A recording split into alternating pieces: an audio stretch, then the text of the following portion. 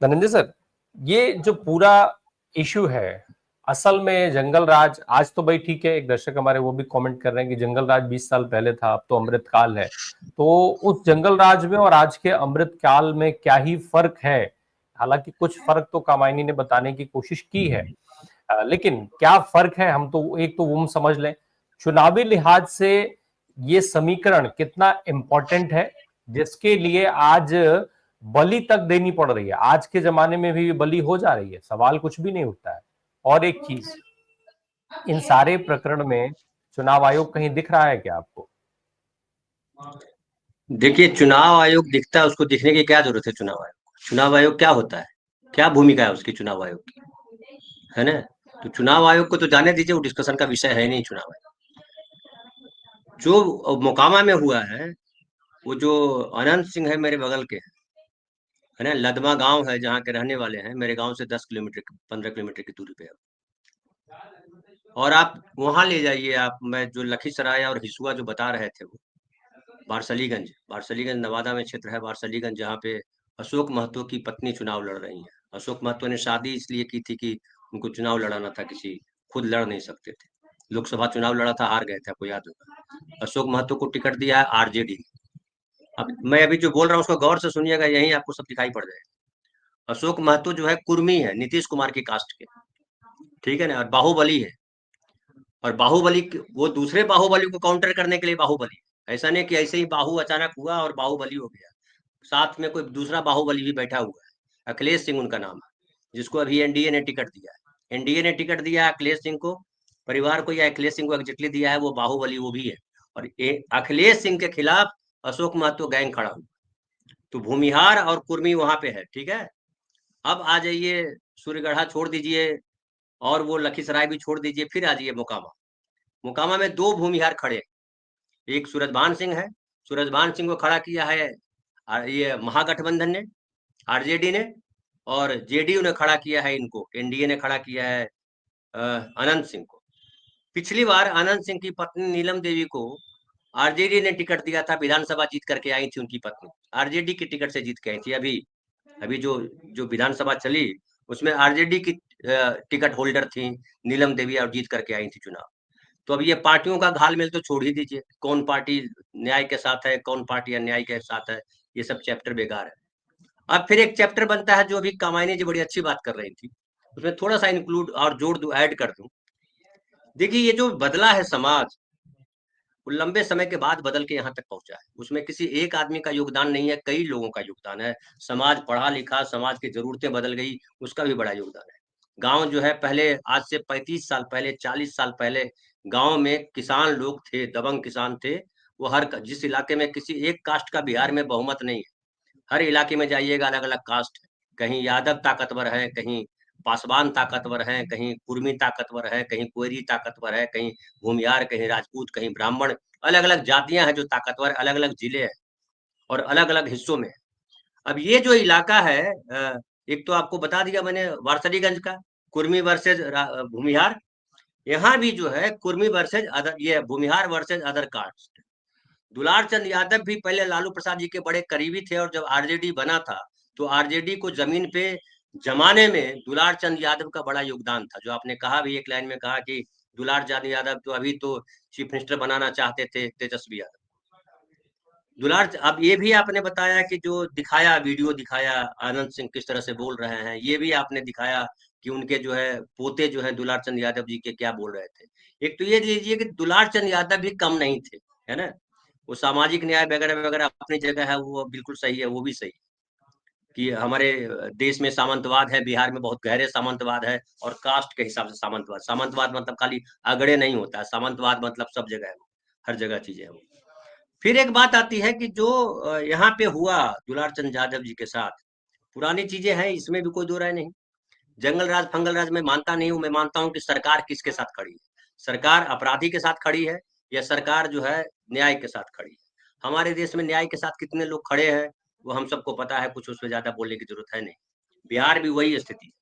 लेकिन इससे एक फर्क पड़ा है, इस हत्या से, पिछले 30 साल में जो कामायनी जी बोल रही थी, 35 साल में, वो बदला ये है कि बहुजन जिसको हम कहते हैं, बहुजन एक समाज बन गया है। पिछड़ों में मजबूत कास्ट है यादव, कुर्मी, कोयरी, ये 3 मजबूत कास्ट है। बनिया जो है उस तरफ है, बनिया बीजेपी की तरफ, जिसको वैश्य कहते हैं।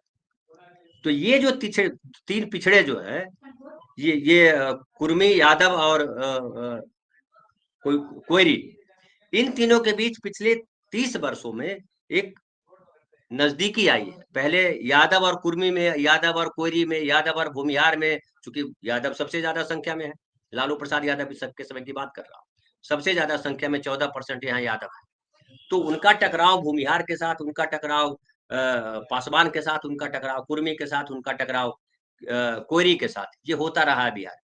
लेकिन पिछले 35 वर्षों में जब लालू और नीतीश की सरकार बनती चली गई, तो ये सारी चीजें कम हुई। जैसे लालू जी ने मुसलमान को साथ में जोड़ दिया, M22 समीकरण बनाया, और वो जो पूरा का पूरा गणित हुआ, अब तेजस्वी अब उसमें फिर A to Z कर रहे हैं, सब जातियों को, पिछड़ों को साथ ले रहे हैं, उसमें कोयरी को जोड़ा है उन्होंने, ये तमाम चीजें। लेकिन इस घटना से जो एक बड़ी बात हुई है कि बीजेपी का वोट जो है कमजोर हुआ है।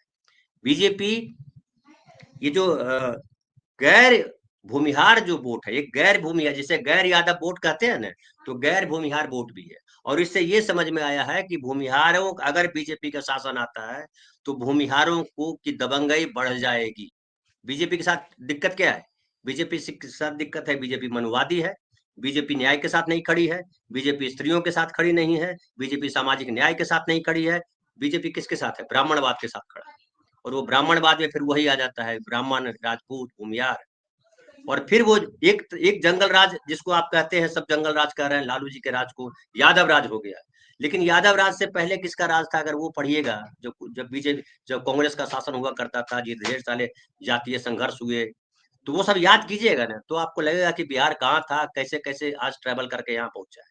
इसमें नीतीश कुमार का बहुत भारी योगदान है, लालू प्रसाद जी का योगदान है, इससे कोई इनकार नहीं कर सकता, दोनों का बड़ा ताकतवर योगदान है। लेकिन सोसाइटी भी अलग तरीके से बदल रही है। सोसाइटी बदल ये रही है कि लोगों को समझ में आया है पिछले 20 वर्षों में कि बंदूक चला करके हम सोसाइटी में सरवाइव नहीं कर सकते हैं। कुछ बाहुबली हैं, जैसे अनंत सिंह, आप देख लीजिए अनंत सिंह ने क्या कहा कि 50 गाड़ियां थी हमारे पास, 40 आगे, हम तो 40 गाड़ी आगे थे, 10 गाड़ी हमारा पीछे था, तो 50 गाड़ी लेकर के चल रहा है। चुनाव आयोग को दिख रहा है? नहीं दिख रहा है। नीतीश कुमार जी को दिख रहा है? नहीं दिख रहा है। तो किसको दिखेगा? दरोगा जी को दिखेगा?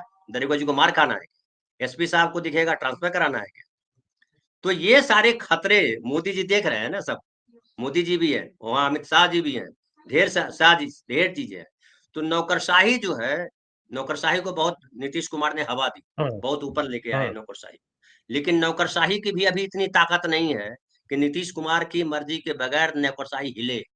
जिसे बड़ा कहा जा रहा है ना कि ये जो है बिहार में 11 आ गए, वहां से IAS ऑफिसर आ रहे हैं गुजरात से, और पूरा बीजेपी की मुट्ठी में आ गया है जनता दल यू, ये सब गप है।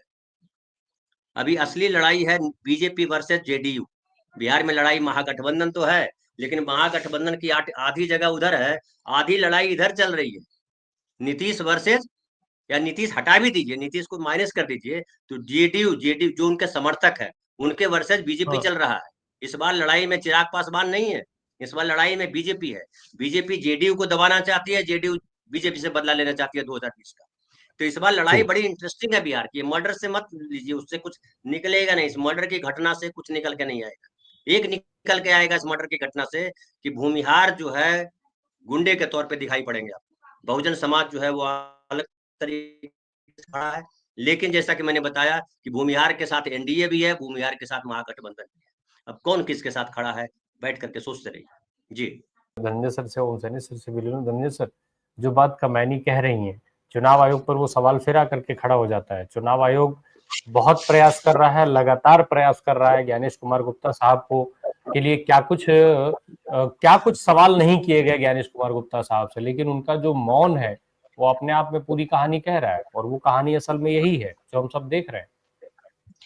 देखिए, मैं कहूंगा बिहार में एक गंदा शब्द इस्तेमाल कर रहा हूँ। हमारे यहाँ बोलते हैं सुअर के गू, न नीपने का न पोतने का। चुनाव आयोग की हैसियत बिहार में यही है, सुअर के गू है। वो न लीपने के काम आएगा, न पोतने के काम आएगा। ये एक पहले लाइन रख लीजिए।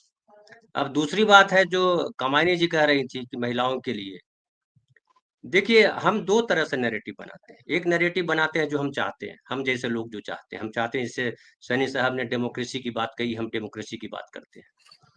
लेकिन हमारे समाज में डेमोक्रेसी को हम किस तरह से समझते हैं, कि आप जाइए गाँव में उतरिएगा तो आपको समझ में आएगा डेमोक्रेसी क्या होती है। वो एक अलग डेमोक्रेसी है। फिर एक बात आती है कि किसने क्या किया? मैं मानता हूँ कि जो लालू प्रसाद यादव से जो आज तक चला है 35 साल का क्रम, ये 35 साल का क्रम बिहार को बहुत कुछ बदला है। और इसीलिए तकलीफ है, कोई जंगल राज उसको बोल देता है, पलटू राम उसको बोल देता है। और ये जो नीतीश कुमार को कहा ना उन्होंने, लालू प्रसाद यादव जी ने, कि पेट में दांत है, इसी पल के लिए कहा था। अभी जो पल आपने गिनाया शकीब साहब ने, शकीब भाई ने कहा ना कि 1 मिनट का 1.5 मिनट का कॉन्फ्रेंस हुआ और वो चले गए।